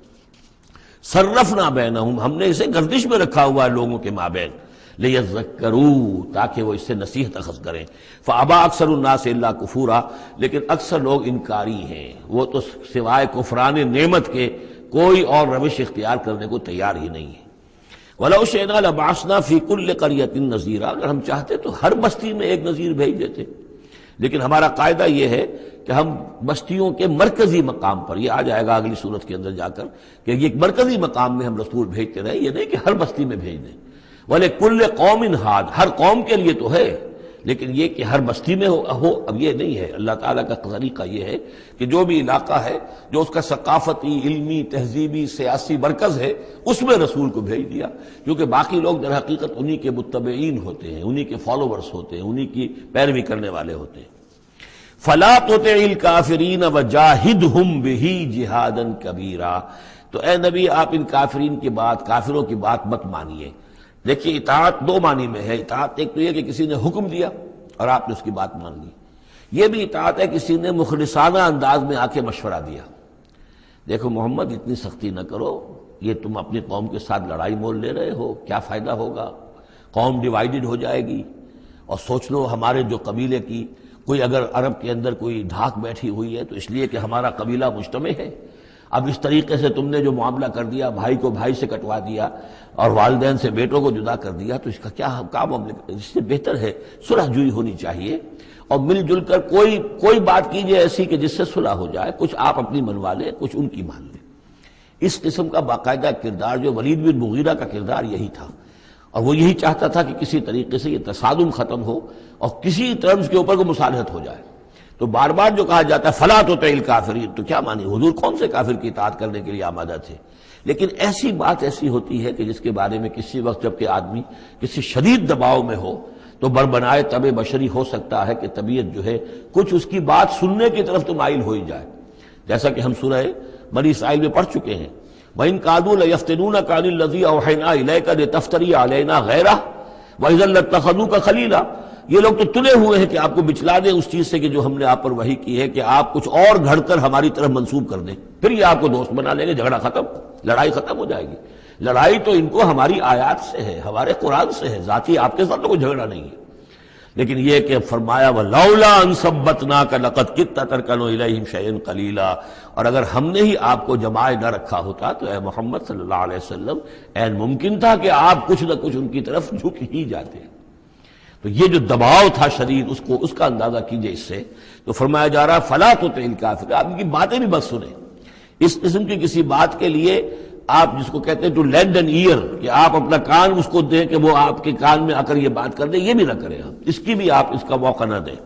وَجَاهِدْهُمْ بِهِ جِهَادًا كَبِيرًا، اور آپ ان کے ساتھ اس قرآن کے ساتھ جہاد کیجئے، یہ قرآن تلوار ہے، اس کے ساتھ جہاد کیجئے اور بڑا جہاد کیجئے۔ یعنی مکے میں جو جہاد ہو رہا تھا 12 برس تک جو ہوا ہے، وہ تلوار والا جہاد نہیں تھا، وہ قتال نہیں تھا، وہ جہاد بالقرآن تھا۔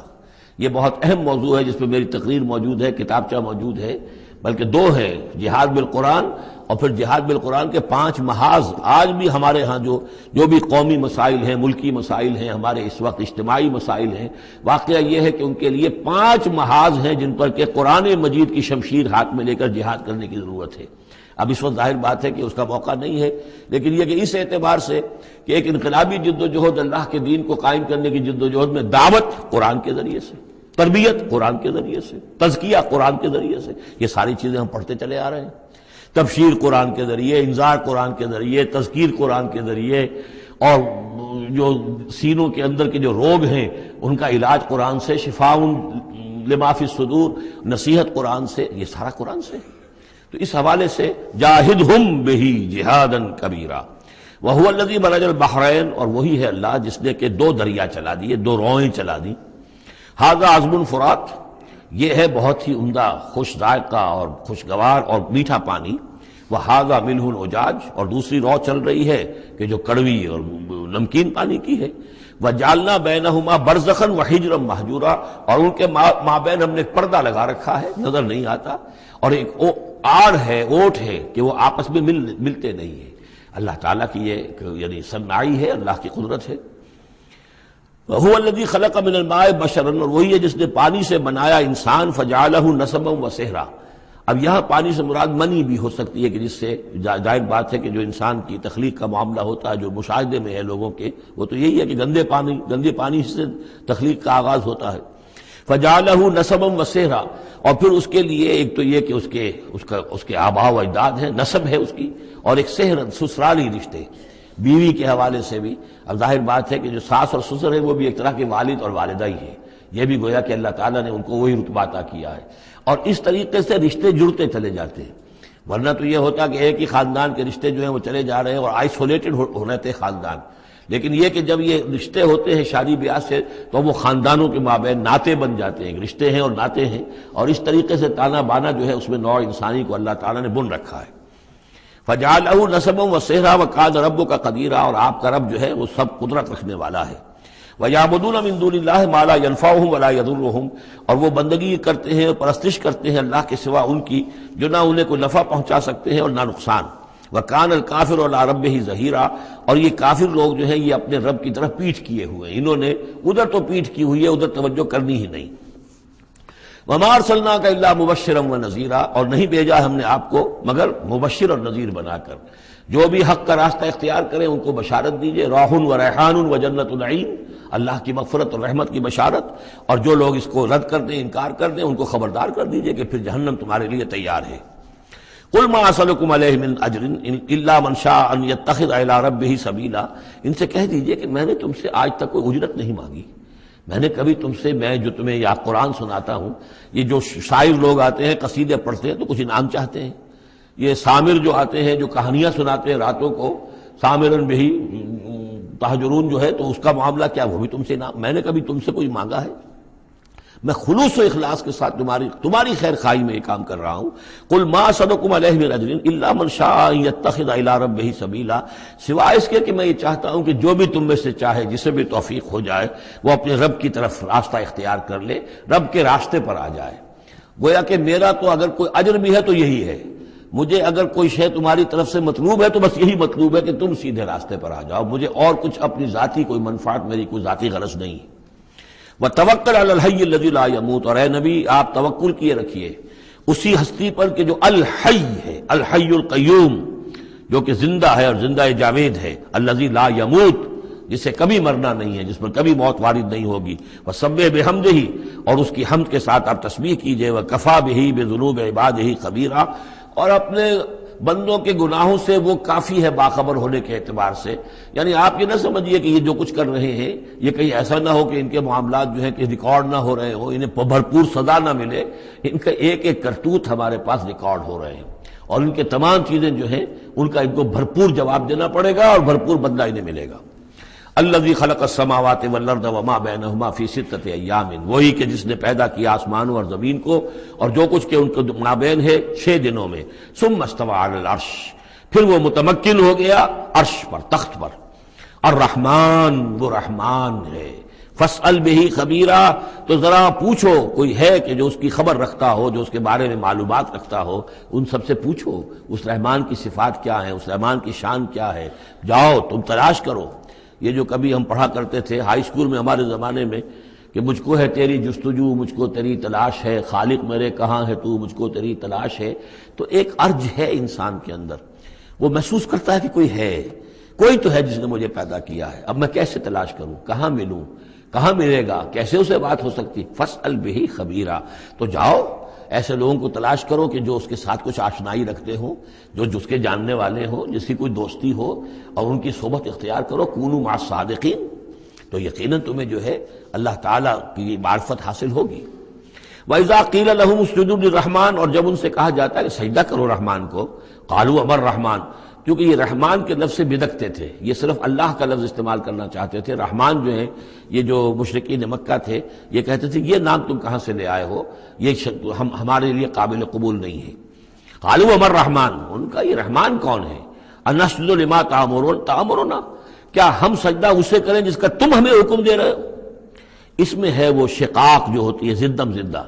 ٹھیک ہے، تمہارے کہنے تو ہم یہ نہیں کریں گے، مطلب یہ کہ چاہے تو تم بات کہہ رہے ہو حق ہے، لیکن یہ کہ چونکہ تم کہہ رہے ہو اس لیے ہم نہیں کریں گے، اس کا تو مطلب یہ ہوگا کہ ہم نے تمہاری بات مان لی اور تم جیت گئے۔ انسجد لما تأمرنا، کیا اس کو ہم پوجیں گے جس کا کہ آپ ہمیں حکم دے رہے ہیں؟ وزادہم نفورا، اور اس سے ان کے اندر نفرت اور بدکنا ہی بڑھ رہا ہے، فرار اور بھاگنا اور دوڑنا۔ تبارک الذی، یہ جو آخری رکوع ہے سورہ مبارکہ کا، یہ ہمارے اس مطالعہ قرآن حکیم کے منتخب نصاب کا۔ وَإِذَا قِيلَ لَهُمْ، سجدہ کر لیجیے، ٹھیک ہے۔ سجدہ تلاوت کے ضمن میں سورہ حجب کے آخر میں جو سجدہ آیا تھا، بعض حضرات نے اس پر اشارہ کیا تھا، وہ امام ابو حنیفہ کے نزدیک وہ آیت سجدہ نہیں ہے، امام شافعی کے نزدیک ہے، لیکن امام شافعی کے نزدیک جو سجدہ تلاوت ہے یہ واجب نہیں ہے، یہ آپشنل ہے، کوئی شخص کرنا چاہے تو کرے، نہ کرے تو اس پر گناہ نہیں ہے، جبکہ امام ابو حنیفہ کے نزدیک یہ واجب ہے، کرنا ضروری ہے، لیکن اس مقام پر امام ابو حنیفہ کے نزدیک سجدہ نہیں ہے۔ یہ میں عرض کر رہا تھا کہ یہ جو آخری رکوع ہے سورہ فرقان کا، یہ ہمارے اس مطالعہ قرآن حکیم کے منتخب نصاب کا ایک اہم درس ہے۔ اس کے میں نے عرض کیا تھا پہلا حصہ 4 بہت جامع اسباق پر مشتمل ہے، سورۃ العصر، آیت البر، 2 ہم اس میں سے پڑھ چکے ہیں۔ دوسرے حصے میں کچھ ایمان کے مباحث تھے، ایمان کی ماہیت، ایمان کی حقیقت، اس میں ہم سورہ آل عمران کے آخری رکوع کی آیات پڑھ چکے ہیں، سورہ فاتحہ پڑھ چکے ہیں، اور ابھی حال ہی میں سورہ نور میں یہ آیات نور جو ہیں 5واں رکوع سورہ نور کا۔ تیسرا حصہ ہے اس کا عمل صالح کی تشریح پر۔ تو عمل صالح کے ضمن میں سب سے پہلے مرحلہ آتا ہے انفرادی شخصیت، انفرادی سیرت و کردار۔ اس کا سب سے پہلا سبق وہ تھا جو ہم پڑھ چکے ہیں سورہ مومنون کے شروع میں، وہ 11 آیات۔ تعمیر سیرت کی اساسات کیا ہیں، کن چیزوں پر، کن بنیادوں پر جو اللہ چاہتا ہے کہ ایک بندہ مومن کی سیرت جو ہے وہ تعمیر ہو، وہ کن اساسات پر ہوگی۔ تو قد افلح المؤمنون الذین هم فی صلاتهم خاشعون والذین هم عن اللغو معرضون والذین هم للزکاة فاعلون والذین هم لفروجهم حافظون الا علی ازواجهم او ما ملکت ایمانهم فانهم غیر ملومین فمن ابتغى وراء ذلك فاولئک هم العادون والذین هم لاماناتهم وعهدهم راعون والذین هم علی صلواتهم یحافظون اولئک هم الوارثون الذین یرثون الفردوس هم فیها خالدون۔ تو یہ تو گویا کہ اساسات ہیں۔ اب یہ کہ وہ پوری تعمیر شدہ شخصیت، میچور بندہ مومن، پوری تعمیر شدہ شخصیت، اس کے خد و خال کیا ہوں گے، وہ ہیں کہ جو اس رکوع میں آ رہے ہیں۔ ایک میچور بندہ مومن کی شخصیت جو ہے اس کے کیا خصائص ہیں، کیا اوصاف ہیں۔ لیکن اس سے پہلے 2 آیات کے اندر ایمان کے ضمن میں جو قرآن مجید کا جو فطری طرز استدلال ہے اس کا خلاصہ آ گیا ہے۔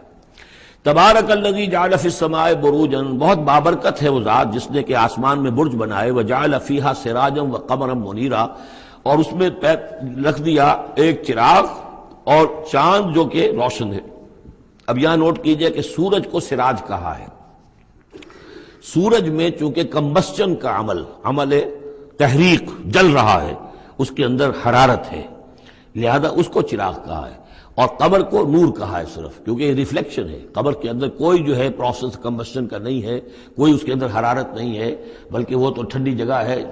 ایسے ہی جیسے کہ ہماری زمین کی سطح ہے ویسے ہی اب تو جا کر لوگ دیکھ بھی آئے ہیں اپنے قدموں تلے، یوں بھی سمجھیے کہ اس زمین کو روند بھی آئے ہیں، چاند کی زمین کو۔ تو یہ اس کا نور ہے، لیکن وہ نور ریفلیکٹڈ ہے، اور سراج جو ہے وہ ہے اصل میں سورج۔ وَهُوَ الَّذِي جَعَلَ اللَّيْلَ وَالنَّهَارَ خِلْفَةً، اور وہی ہے جس نے کہ دن اور رات کو بنا دیا ہے ایک دوسرے کے پیچھے لگا ہوا، لِمَنْ أَرَادَ أَنْ يَذَّكَّرَ، ان لوگوں کے لیے جو چاہیں نصیحت اخذ کرنا۔ اسی سے یہی آیات الہیہ ہیں کہ جن سے انسان کو اللہ کی معرفت حاصل ہوتی ہے، اس کی قدرت، اس کا علم، اس کی حکمت کا اندازہ ہوتا ہے۔ او ارادہ شکورا، یا جو اللہ تعالیٰ کی نعمتوں کے پہلو سے اس کا شکر کرنا چاہیں تو اس کے لیے کائنات کا ذرہ ذرہ جو ہے گویا کہ اللہ کی توحید پر، اللہ کی قدرت پر، اللہ کی صناعی پر، اللہ کی حکمت پر دلالت کر رہا ہے۔ بس یہ 2 آیتیں تو سمجھیے کہ ایمان کے ضمن میں تمہیدی آیتیں ہیں۔ اب وہ ایک نقشہ کھینچ رہے ہیں کہ اللہ کے عباد الرحمن، اللہ کے بندے، خاص اللہ کے بندے، اللہ کے چہیتے بندے، اللہ کے محبوب بندے کیسے ہوتے ہیں۔ اس کو پڑھیے اسی طریقے سے کہ دل میں ارادہ رکھیے، کم سے کم امنگ اور آرزو تو ہو کہ ہم بھی اللہ تعالی ہمیں توفیق دے کہ ہم ایسے ہی بننے کی کوشش کریں۔ وعباد الرحمن الذین یمشون علی الارض ہونا، اللہ کے بندے وہ ہیں جو زمین پر چلتے ہیں تو آہستگی اور نرمی کے ساتھ، قدم مار کر نہیں چلتے، اکڑ کر نہیں چلتے، بلکہ یہ کہ معلوم ہوتا ہے فروتنی کے ساتھ چل رہے ہیں، اور یہ اپنے آپ کو آقا نہیں سمجھتے، مالک نہیں سمجھتے، بلکہ غلام سمجھتے ہیں۔ اللہ کے غلام ہیں، عباد الرحمن ہیں، اللہ کے بندے ہیں، تو غلاموں کی طرح چلتے ہیں، وہ اکڑ کر نہیں چلتے۔ وَإِذَا خَاطَبَهُمُ الْجَاهِلُونَ قَالُوا سَلَامًا، ایک ان کا وصف یہ ہے کہ جب جاہل لوگ، اجڑ لوگ، مشتعل مزاج لوگ خام خواہ ان سے الجھنا چاہیں، بحث و مباحثے میں انہیں جو ہے وہ خام خواہ الجھانا چاہیں تو وہ کہتے ہیں سلام، وہ الجھتے نہیں ہیں، بحث و تمہیز کے اندر نہیں۔ جب وہ دیکھتے ہیں کہ ایک شخص بحث پر اتر آیا ہے، وہ اب بات سمجھنا نہیں چاہتا، اس کے اوپر ضد جو ہے وہ مسلط ہو چکی ہے، تو اب خام خواہ اس کے ساتھ وہ الجھے رہنا، جس کو ہم کہتے ہیں ہمارے ہاں وہ پنجاب میں یہ سینگ پھنسا کر آدمی جو ہے وہ اپنا وقت ضائع کرے، اس کا بھی وقت ضائع کرے، کوئی فائدہ نہیں۔ میچور آدمی یہ کہ دیکھے اگر تو واقعی یہ بات سمجھنا چاہ رہا ہے تو سمجھائے، نہیں سمجھنا چاہتا، اس کی اصل میں نیت ہی نہیں ہے، تو پھر خام خواہ اس کے ساتھ الجھنے کا فائدہ نہیں۔ والذین یبیتون لربہم سجدا وقیاما، اور وہ لوگ کہ جو راتیں بسر کرتے ہیں اپنے رب کے لیے سجدے اور قیام میں۔ یہاں وہ بات بہت واضح ہو گئی، جہاں تک 5 فرض نمازیں ہیں وہ تو فرض ہیں، وہ تو تعمیر سیرت کی بنیادیں ہیں، ان کی تو مداومت کرنی ہے۔ والذین یحافظون والذین هم علی صلواتہم یحافظون، لیکن یہ لوگ جو ہیں جن کے دل آشنا ہو گئے ہوں اللہ سے، اگر یہ اللہ کے ساتھ دوستی ہو چکی ہو تو پھر یہ کہ رات کا وقت ہوتا ہے کہ جس میں وہ پھر بندہ اٹھتا ہے، کوئی دیکھ نہیں رہا ہے، لوگ سوئے ہوئے ہیں، کوئی ڈسٹربنس نہیں ہے۔ خیر ہماری تو آج کل شہری زندگی میں راتوں میں بھی ڈسٹربنس رہتی ہے، لیکن یہ کہ عام طور پر بہرحال دن کے مقابلے میں تو ایک سکون کی کیفیت ہوتی ہے۔ اس وقت اپنے رب سے راز و نیاز کی باتیں، کبھی اس کے سامنے کھڑے ہیں، کبھی سر بسجود ہیں۔ والذین یبیتون لربہم سجدا وقیاما، والذین یقولون، اور وہ کہتے رہتے ہیں سب کے باوجود، ربنا اصرف عنا عذاب جہنم، اے رب ہمارے عذاب جہنم کو ہم سے پھیر دے، دور کر دے۔ یہ سورہ نور میں بھی ہم نے پڑھا تھا کہ وہ ساری شخصیت جو ہے بیان کرنے کے بعد وہ اس کے بعد بھی لرزاں و ترساں رہتے ہیں۔ یوما تتقلب فیہ القلوب والابصار، ڈرتے رہتے ہیں اس دن کے خیال سے کہ جس میں نگاہیں اور دل الٹ دیے جائیں گے قیامت کے دن سے۔ ان عذابہا کان غراما، یقیناً اس کا عذاب جو ہے وہ چمٹ جانے والی شے ہے۔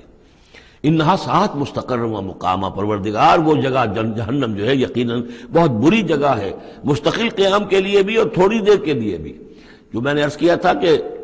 دنیا میں بری سے بری جگہ بھی جو ہے اس میں بھی آپ تھوڑی دیر کے لیے جائیں گے تو ریکریشن ہو جائے گی چینج کی وجہ سے، اور اچھی سے اچھی جگہ جو ہے اس میں بھی مستقل رہنا پڑے تو پھر اس کے اندر کوئی حسن اور کوئی جو ہے دلچسپی باقی نہیں رہے گی۔ تو اس کے بجائے جو جنت کا اور جنت کا تصور دیا جا رہا ہے، جنت اتنی اچھی جگہ ہے کہ مستقل طور پر رہنے کے باوجود اس کی دلچسپیوں میں، اس کی رعنائیوں میں کوئی کمی نہیں ہوگی، اور جہنم اتنی بری جگہ ہے کہ ایک لحظے کے لیے بھی کسی کا قدم وہاں گیا تو وہ اپنی پوری جو ہے سختی اس کے اوپر ظاہر کر دے گی۔ والذین اذا انفقوا لم یسرفوا ولم یقتروا وکان بین ذلک قواما، اور وہ لوگ کہ جو خرچ کرتے ہیں تو نہ تو وہ اسراف کرتے ہیں اور نہ ہی بخل سے کام لیتے ہیں، بلکہ اس کے بین بین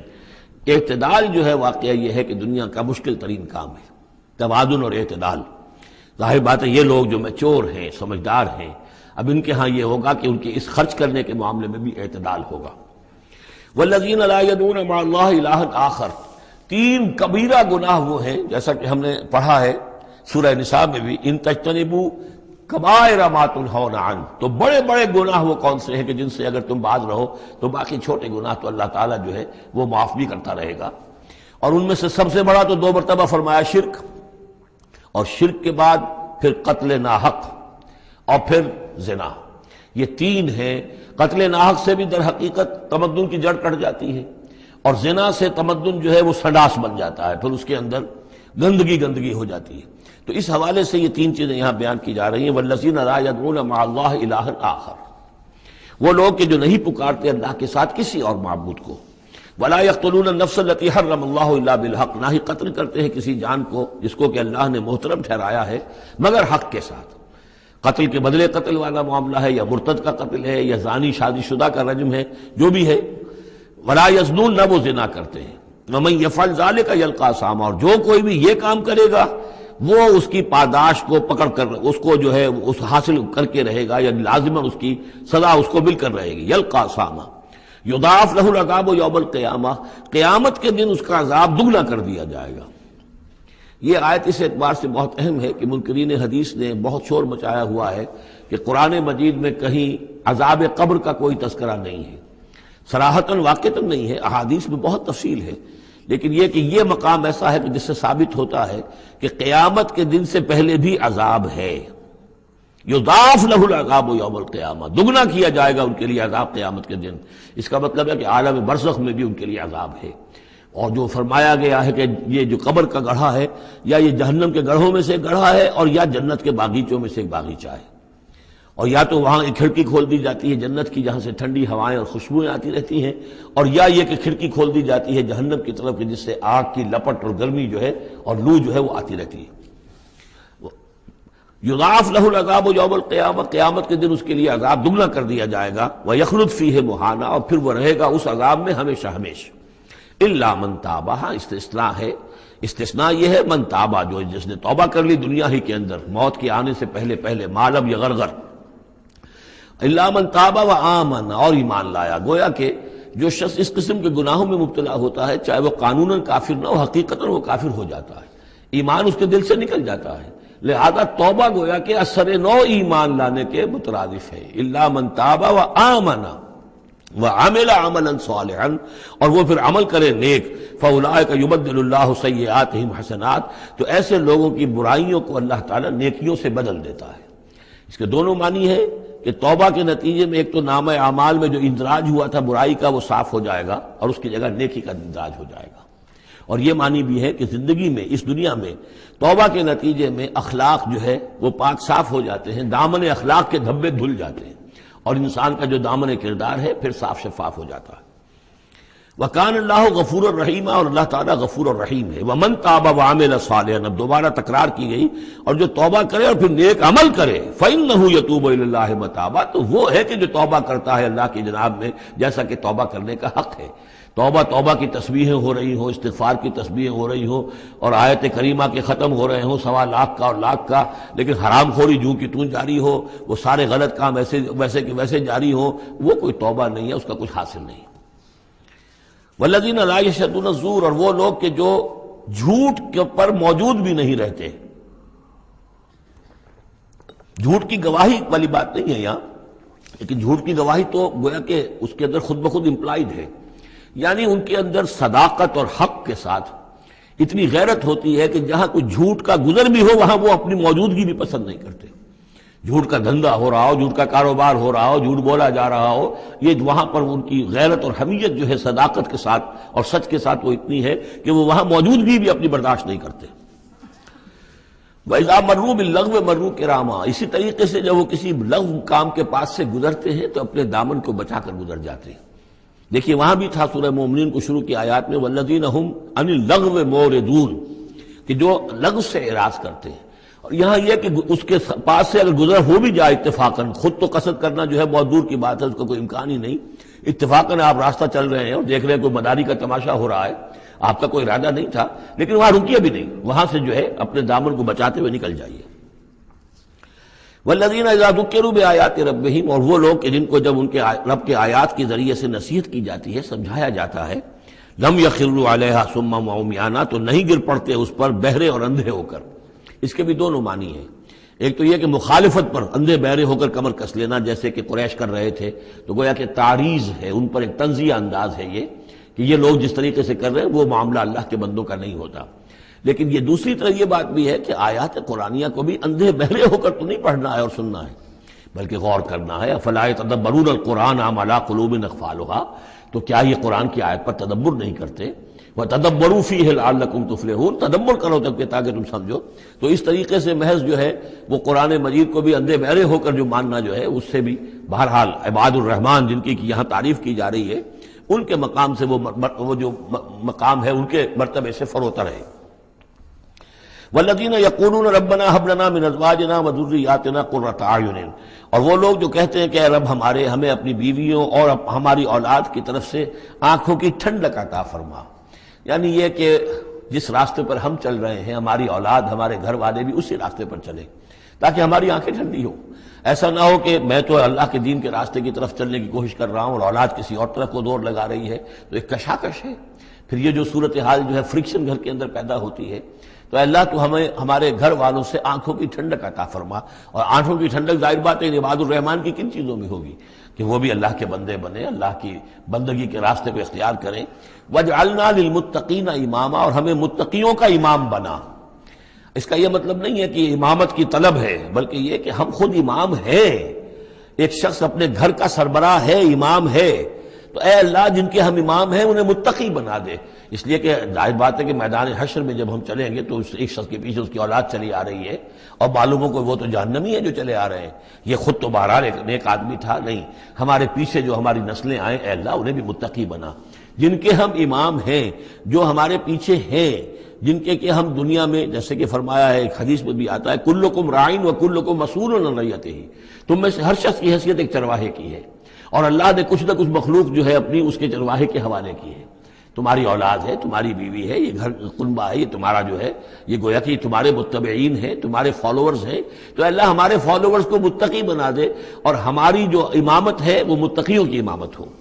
اولئک یجزون الغرفۃ بما صبروا، یہ وہ لوگ ہیں کہ جن کو بالا خانے ملیں گے ان کے صبر کی جزا میں، انہوں نے صبر کیا۔ ظاہر بات ہے کہ اللہ دنیا میں بے شمار مواقع آتے ہیں حرام خوری کے، ایک بندہ مومن بچتا ہے، بہت سے مواقع پر اللہ تعالیٰ موقع دے کر آزما لیتا ہے کہ ذرا سی بھی اس کی اندر کمی ہو تو پھر یہ نکل جائے کسی غلط راستے کی طرف. انسان جو ہے صبر کرتا ہے، جذبات کو روکتا ہے، اپنی خواہشات کو روکتا ہے، شہوات کو تھامتا ہے، ان تمام چیزوں کو سنبھال کر یہ سب گویا کہ پوری زندگی صبر ہے. تو بما صبروا اولئک یجزون الغرفۃ بما صبروا، یہ وہ لوگ ہوں گے کہ جنہیں بدلے میں ملیں گے بالا خانے جنت کے ان کے صبر کے عوض. وَيُلَقَّوْنَ فِيهَا، ان کا استقبال کیا جائے گا وہاں جنت میں، ان بالا خانوں میں، تحیۃ وسلاما، سلام کے ساتھ اور دعاؤں کے ساتھ. خالدین فیہا، وہ رہیں گے اس میں ہمیشہ ہمیش. حسنت مستقرا و مقاما، بہت ہی عمدہ ہے وہ جگہ، مستقر کے طور پر بھی، مستقل قیام گاہ کے طور پر بھی، اور مقامہ تھوڑی دیر کے لیے بھی. تو یہ گویا کنٹراسٹ ہے. جہنم کو فرمایا ساعت مستقرا و مقاما، اور جنت حسنت مستقرا و مقاما. قل ما یعبأ بکم ربی، اے نبی ان سے کہہ دیجئے میرے رب کو تمہاری کوئی پرواہ نہیں ہے. یہ نہ سمجھو کہ میں تمہارے پیچھے اپنے آپ کو ہلکان کر رہا ہوں. تو میرے رب کو کوئی تمہاری ضرورت ہے؟ میری یا میرے رب کی کوئی ضرورت اٹکی ہوئی ہے تمہارے بغیر، وہ بات پوری نہیں ہوگی. یہ چھپر تم ہی اٹھاؤ گے تو اٹھے گا، ورنہ اٹھ نہیں سکتا. یہ نہ سمجھو. قل ما یعبأ بکم ربی لولا دعاؤکم، اگر نہ ہوتا تمہیں پکارنا. اللہ نے یہ بات اپنے ذمے لی ہوئی ہے کہ تمہیں خبردار کر دیا جائے. اللہ تعالیٰ وما کنا معذبین حتی نبعث رسولا، ہم عذاب نہیں بھیجتے رہے جب تک کہ رسول کو نہ بھیج دیں. اس لیے مجھے بھیج دیا ہے، میں لگا ہوا ہوں اس کے حکم سے. میں تمہاری گلیوں میں بھی تمہیں سنا رہا ہوں، تمہارے گھروں میں جا کر تم سے بات کر رہا ہوں، اکیلے اکیلے بھی بات کر رہا ہوں، ڈنکے کی چوٹ بھی کر رہا ہوں. لیکن یہ نہ سمجھو کہ کوئی اس میں میری غرض ہے یا میرے رب کی کوئی ضرورت ہے. قل ما یعبأ بکم ربی، میرے رب کو تمہاری پرہیزگاہ کے برابر کوئی وقت تمہاری نہیں ہے ان کے نزدیک. لولا دعاؤکم، اگر نہ ہوتا تمہارا پکارنا. فقد کذبتم، تو دیکھو تم نے جھٹلا دیا ہے. فسوف یکون لزاما، اب عنقریب یہ تمہارے ساتھ چمٹ کر رہے گا. یعنی یہ کہ اس کا جو عذاب ہے، اس کی جو پاداش ہے، وہ تمہیں مل کر رہے گی.